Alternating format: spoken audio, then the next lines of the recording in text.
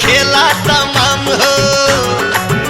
देखो बॉडी से बॉडी के मेल हो गए। खेल हो गइल, कवन खेल हो गइल। डबल ड्यूटी वाला खेली कैसे खेल, दादा रे माथा फेल हो गइल। लागे जाता में पिसा जाई बकेल, दादा रे माथा फेल हो गइल। आज हमारे राजा लड़ाला नजरिया, आके समझा तू दिल के भीतरिया। ए रानी मनवा में धीर तनी धारा, बात मान कुछ देर सबर तू करा। अरे दहिया से दहिया के मेल हो गए। खेल हो गइल, कवन खेल हो गइल।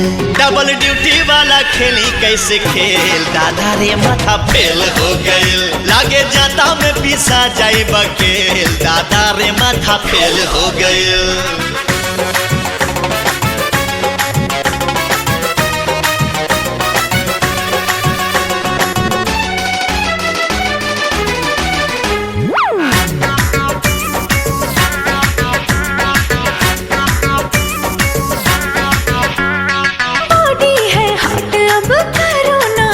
जी इंजन मोहब्बत का करो इसे काट जी।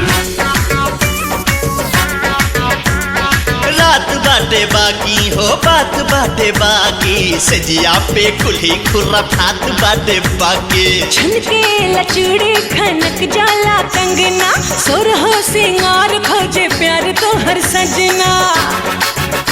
अरे भागला ऐसे जैसे जेल हो गए।